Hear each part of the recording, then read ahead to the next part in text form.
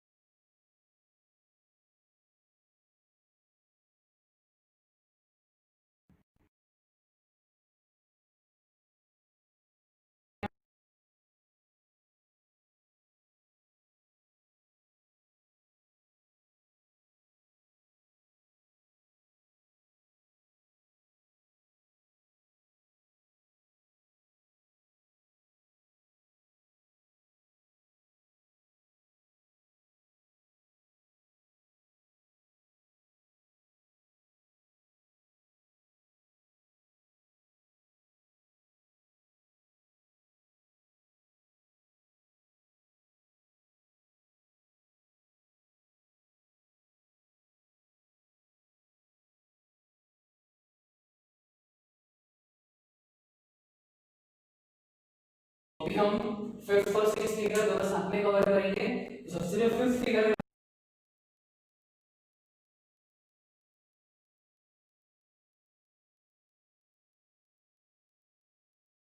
Sphere example तो सबके घर में रहेगा ही।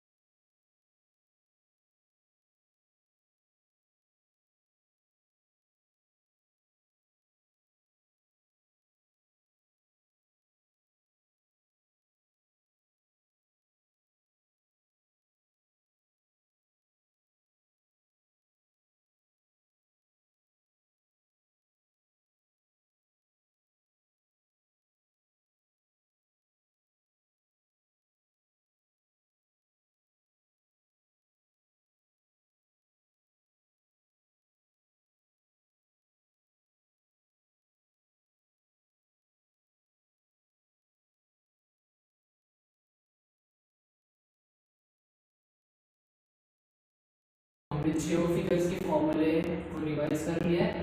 अब अगर हम कुछ क्वेश्चंस की तरफ बढ़े, इससे पहले मैं बताना चाहता हूँ कि ये क्वेश्चन में सबसे ऐसे क्वेश्चन में सबसे ज़्यादा इंपॉर्टेंट है उसका फॉर्मूला। आपको फॉर्मूला तो याद होना ही चाहिए, उसके अलावा तो हो नहीं सकता। अगर आपको फॉर्मूला याद है तो आपको सिर्फ उसका वैल्यू पुटअप करके आंसर फाइंड आउट करना है। और भी 2-3 चीज़ें जो इम्पोर्टेंट है इस क्वेश्चंस में, जैसे प्रेजेंटेशन, आपको अच्छी तरह से इसको नीटली प्रेजेंट करना है ताकि टीचर के नज़रों में इंप्रेशन अच्छा जमे, ये पहला पॉइंट है। और विजुअलाइजेशन अच्छा होना चाहिए, मतलब आपको डायग्राम को विजुअलाइज करना आना चाहिए कि किस तरह से डायग्राम होगा।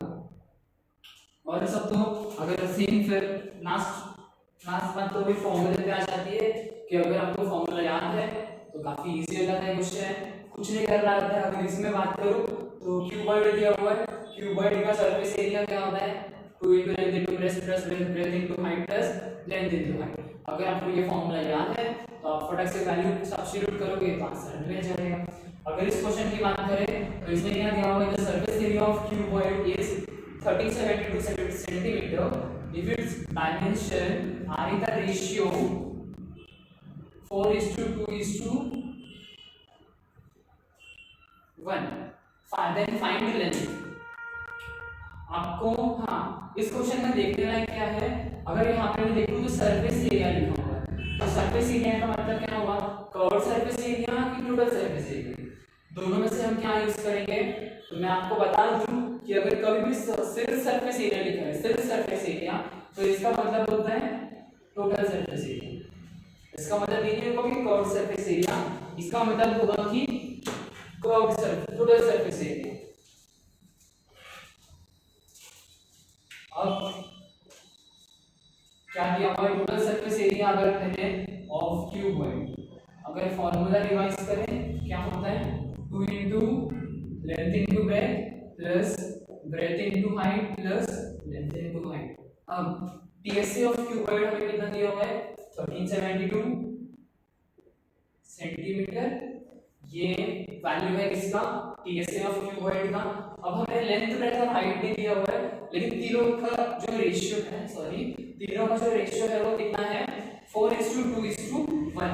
अब रेशियो प्रोपोर्शन भी हमने लास्ट क्लास में किया हुआ है, पिछले 9th क्लासेस में। तो 9th में आपने क्या पढ़ा था, रेशियो अगर दिया हुआ रहेगा तो हम डायरेक्टली लेंथ का वैल्यू 4 नहीं ले सकते, ब्रेथ का वैल्यू 2 नहीं ले सकते, हाइट का वैल्यू 1 नहीं ले सकते, उसे हम किसी कांस्टेंट से मल्टीप्लाई करेंगे। तो समझो अगर मैं x से मल्टीप्लाई करूं तो वो क्या हो जाएगा 4x 2x और x, तो लेंथ बन जाएगा 4x, ब्रेथ हो जाएगा 2x और हाइट है x।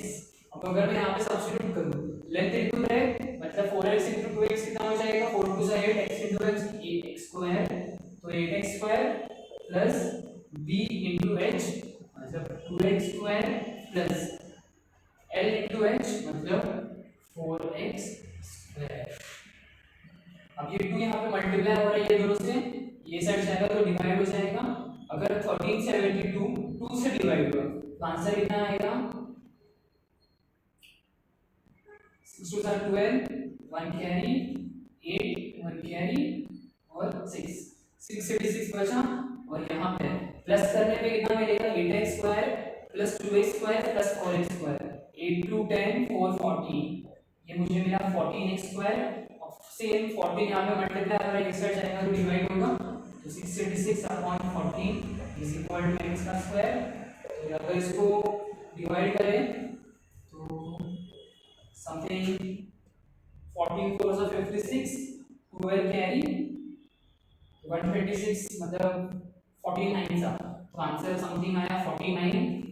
हाँ, अब 49 परफेक्ट स्क्वायर है किसका 7 का, मतलब x का वैल्यू मुझे क्या मिलेगा 7 सेंटीमीटर। और एक बात मैं बता दूं कि कभी भी हम क्या कैसे करेंगे, एक तरीका बना लेते हैं कि हम जो क्वेश्चन पढ़ रहे हैं ये नहीं कि हम सिर्फ मेंसुरेशन ही पढ़ेंगे, उसके अंदर जो भी बेसिक चीजें इन्वॉल्व होते हैं उसके बारे में भी थोड़ा पढ़ते हैं।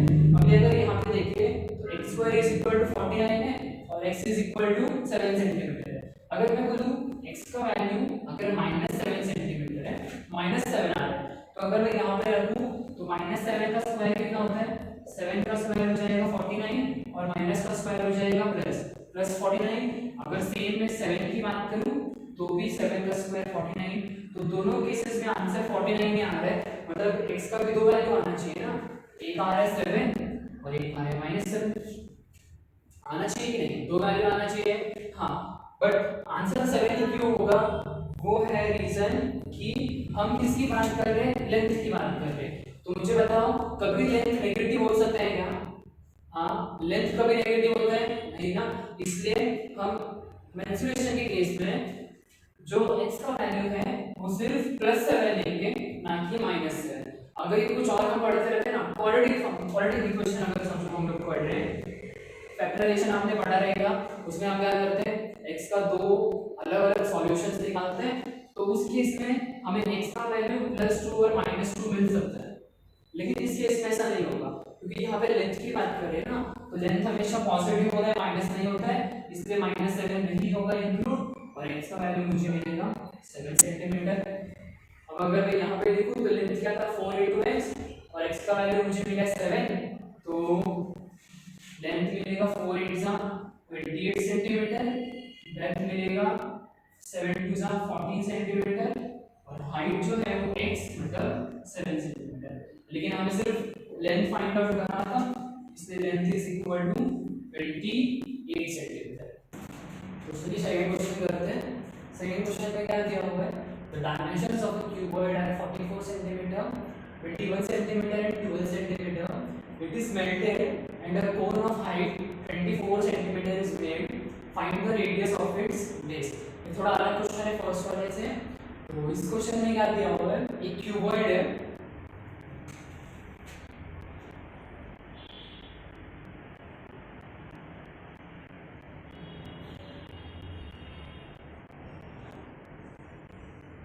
एक क्यूबॉइड था जिसको मेल्ट किया गया, आयरन क्यूबॉइड रहेगा, तो उसको मेल्ट किया गया और एक कोन फॉर्म किया। इसको मेल्ट करके क्या किया, एक कोन फॉर्म किया। इस क्यूबॉइड में लेंथ है 44 सेंटीमीटर, ब्रेथ डायमेंशन ना, लेंथ ब्रेथ हाइट, ब्रेथ है 21 सेंटीमीटर और लेंथ हाइट है 12 सेंटीमीटर। हाँ, ये था क्यूबॉइड का डायमेंशन, और इसको मेल्ट करके कोन फॉर्म किया, और जो कोन फॉर्म हुआ उसका हाइट था 24 सेंटीमीटर, और हमें उसका रेडियस फाइंड आउट करना है। इसी क्वेश्चन है। अब मुझे बताओ कि अगर मैंने इसको मेल्ट किया इसमें, तो इसका क्या इक्वल रहेगा, कर्व सरफेस के इक्वल रहेगा, टोटल सरफेस के इक्वल रहेगा कि वॉल्यूम इक्वल रहेगा, टेल मी। अगर मैंने क्यूबॉइड को मेल्ट किया और एक कोन फॉर्म किया, तो ऑब्वियसली इसका क्या इक्वल रहेगा, वॉल्यूम इक्वल रहेगा। तो अगर दोनों का वॉल्यूम आपस में इक्वल है, तो volume of cuboid is equal to volume of cone, दोनों का वॉल्यूम आपस में इक्वल है। अब इसका फॉर्मूला यहाँ पे लिखना है और कोन का फॉर्मूला यहाँ पे। तो वॉल्यूम ऑफ क्यूबॉइड था length into breadth into height, और वॉल्यूम ऑफ कोन था 1/3 पाई आर स्क्वायर। हाँ, अब यहाँ पे h और h कैंसिल नहीं, हाँ हो जाएगा, हो जाता है, लेकिन अगर दोनों का हाइट अगर सेम है तो दो कैंसिल हो जाता है। अब इस केस में क्यूबॉइड के केस में हाइट है 12 और कोन के केस में हाइट है 24, तो कैंसिल नहीं होगा। अब एक काम करते हैं, वैल्यू सब्स्टिट्यूट करते हैं। तो लेंथ था 44, ब्रेथ है 21 और हाइट है 12 इज इक्वल टू 1/3 पाई का वैल्यू सब लोग बताओ 22/7, आर का वैल्यू आर भी दिया हुआ है, रेडियस फाइंड आउट करना है, तो आर स्क्वायर, और एच हमारे पास है 24। तो एक काम करते हैं, इसमें एक ही अननोन टर्म है आर, तो उसको लेफ्ट हैंड साइड में रखते हैं, और जो भी नोन टर्म्स है उसको एक साथ, तो आर स्क्वायर आ गया एक साइड में, और हमें यहाँ पे 3 × 7 जो है वो ऊपर मल्टीप्लाई होगा, और 22 × 24 नीचे आ जाएगा, 44 × 21 × 12 × 3 × 7 अपॉन 22 × 24, 22 1 22 2 3 1 जा 3, 3 8 जा 24, अच्छा सर 2 जा ना, हाँ 2 1 जा 2, 2 4 जा 8 और 4 1 जा 4, 4 3 जा 12। अब बचा क्या 27 इंटू 3 इंटू 7 भी क्या होगा 21 होगा, सॉरी 21 इंटू 3 इंटू 7 क्या होगा 21 होगा। मतलब मुझे आर स्क्वायर क्या मिला 21 इंटू 21, ऑब्वियसली दो टर्म्स आपस में मल्टीप्लाई हो रहे हैं तो मैं इसको क्या बोल सकता हूँ 21 का स्क्वायर। अब मुझे यहाँ पे मिलेगा आर स्क्वायर इंटू 21 का स्क्वायर, दोनों साइड स्क्वायर है तो हम अगर स्क्वायर रूट लेंगे तो मुझे मिलेगा r is equal to 21 centimetre, ना कि माइनस 27 सेंटीमीटर। हाँ आर मुझे मिल गया 21 सेंटीमीटर और मुझे क्या फाइंड आउट करना था रेडियस ऑफ इट्स बेस। तो ये जो रेडियस है कोन का वो क्या मिला 21 centimetre. Note it down please. चलिए थर्ड क्वेश्चन स्टार्ट करते हैं। थर्ड क्वेश्चन में क्या दिया हुआ है in a figure toy made from a hemisphere और cylinder and the cone is shown, find the total area of the toy. अब एक फिगर दिया हुआ पहले से जिसमें एक ही फिगर में तीन अलग अलग फिगर इन्वॉल्व है। तो ये जो एक फिगर है वो है हेमिस्फीयर का,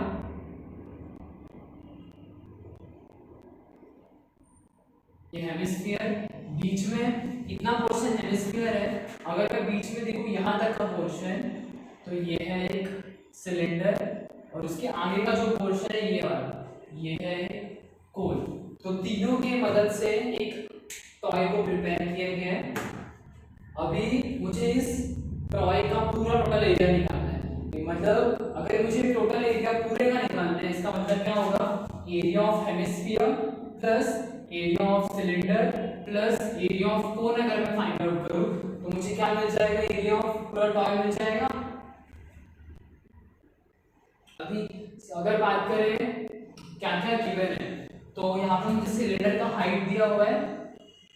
हाँ सिलेंडर का हाइट है मेरे पास 40 सेंटीमीटर, कोन का हाइट है 4 सेंटीमीटर और उसका रेडियस है 3 सेंटीमीटर। अगर ये जो है इतना पोर्शन सिलेंडर में भी आता है मतलब जो रेडियस कोन का है वही रेडियस सिलेंडर के पास भी रहेगा। तो ये 3 सेंटीमीटर सिलेंडर का भी है ना। अभी अगर हम इसका सॉल्यूशन देखें कैसे बनेगा ये तो अभी यहाँ पे अगर देखें तो अगर मैं इसका कर्व्ड सरफेस एरिया हेमिस्फीयर का सिलेंडर का और कोन का अगर मैं तीनों को प्लस करूंगा तो मुझे क्या मिलेगा ऑब्वियसली पूरे टॉय का एरिया मिलेगा। तो यहाँ से एरिया ऑफ टॉय जो है वो इक्वल आएगा किसके CSA of hemisphere plus CSA of cylinder plus CSA of कोन। अगर मैं कोन की बात करूं तो कोन में एक एक्स्ट्रा चीज इन्वॉल्व होता है, क्या होता है वो L मतलब स्लैंट हाइट। तो स्लैंट हाइट हमें पहले फाइंड आउट करना पड़ेगा क्योंकि CSA ऑफ कोन क्या होता है पाई या L होता है। तो उस चीज में हमें L का वैल्यू नहीं पता रहेगा ना, तो इसलिए हम ये निकालने से पहले स्लैंट हाइट फाइंड आउट कर लेंगे। तो वो क्या होगा जो स्लैंट हाइट है वो हमें क्या मिलेगा क्या होता है L is equal to x square plus r square. X square क्या है 4 का स्क्वायर मतलब 16 प्लस 3 का स्क्वायर 9, आंसर आएगा 25 और 25 किसका रूट है 5 का। तो मुझे स्लैंट हाइट कितना मिल गया 5 सेंटीमीटर। और मुझे यहाँ पे सबका वैल्यू पता है तो हम फॉर्मूला यूज करते हैं। CSA ऑफ हेमिस्फीयर होता है 2 pi R square, CSA of cylinder होता है 2 पाई आर एच और CSA ऑफ कोन होता है पाई आर एल। अब अगर यहाँ पे देखें तो कुछ कुछ टर्म्स जो है वो कॉमन आ रहे हैं, जैसे पाई तीनों में है और आर तीनों में है। और आर जो है ऐसा नहीं है जैसे यहाँ पे एच देखो, अगर समझो इसमें भी एच दिया हुआ रहता ना और इसके पास भी एच रहता तो एच कॉमन नहीं आता। क्यों? क्योंकि ये सिलेंडर है, सिलेंडर का जो एच है वो अलग है as compare to the height of cone. इसमें 40 सेंटीमीटर है, इसमें 4 सेंटीमीटर है, तो इसमें डिफरेंस है ना, इसलिए हम लोग कॉमन नहीं ले सकते। लेकिन अगर बात करें रेडियस की तो रेडियस तो सेम है, रेडियस हेमिस्फीयर का भी 3 है, सिलेंडर का भी 3 है, कोन का भी 3 है, इसलिए हम पाए और r को कॉमन ले सकते हैं। ये दोनों कॉमन लेने के बाद क्या बचेगा, 2 into r plus 2 into h plus l, ये बचेगा। अब अगर मैं वैल्यू सब्स्टिट्यूट करूं तो पाई, फिर समझो पाई का वैल्यू रख देते 22/7, आर का वैल्यू क्या है 3, 2 इंटू आर मतलब 2 इंटू 3 प्लस 2 इंटू एच किसका है, सिलेंडर का मतलब 40 प्लस एल कितना मिला 5, अगर मैं वैल्यू डालूं कैलकुलेशन करो कैसे, 3 टू 6 प्लस 40 टू 80 प्लस 5, तो 6 प्लस 5 11, 11 प्लस 80 91, 91 3 से कितना होता है, 91 3 से कितना होगा, 9 3 सा 3 1 सा 3, 9 3 सा 27, तो 273 22/7। तो या तो आप ऐसा भी लिख सकते हो, ये 22/7 इसको क्रॉस मल्टीप्लाई या इसको सिंपलीफाई करके भी आंसर लिख सकते हो, या फिर डायरेक्टली 273 पाई लिख सकते हो, पाई सेंटीमीटर स्क्वायर। एक और बार, अगर हमें एरिया फाइंड आउट करना है तो हमेशा लास्ट में क्या आएगा, स्क्वायर आएगा, और अगर हमें वॉल्यूम फाइंड आउट करना है तो लास्ट में क्या आता है, क्यूब आता है, सेंटीमीटर क्यूब। तो हमेशा याद रखो वॉल्यूम के केस में सेंटीमीटर क्यूब आएगा और एरिया के केस में सेंटीमीटर स्क्वायर आएगा। अभी अगर हम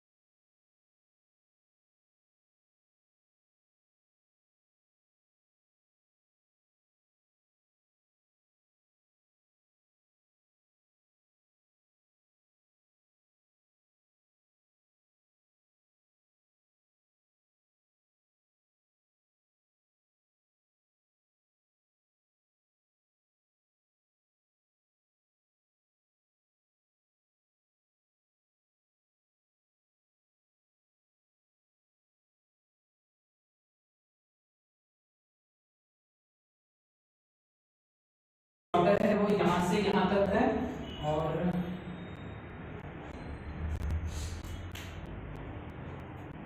ये जो ऑर्डर है वो यहाँ से यहाँ तक का है। तो अगर मैंने वो मेटल का स्फीयर अगर इमर्ज किया तो उसका वॉल्यूम इंक्रीज होगा। तो अगर मैं देखूँ तो मुझे लेकिन फाइंड आउट करना था ओरिजिनल वॉल्यूम, लेकिन अभी जो फाइनल वॉल्यूम है वाटर का, फाइनल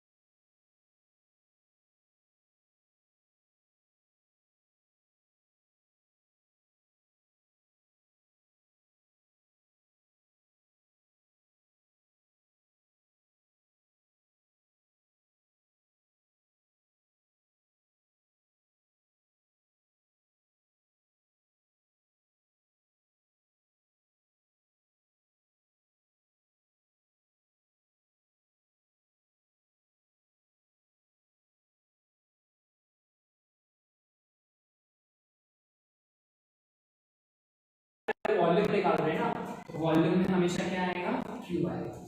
तो यहीं पे इस लास्ट क्वेश्चन के साथ हमारा 7.1 खत्म होता है। कुछ क्वेश्चंस बचे हैं तो आप खुद से सॉल्व कीजिए, और अगर क्वेश्चंस में अगर कुछ आपको डाउट है तो आप कमेंट सेक्शन में पूछ सकते हैं।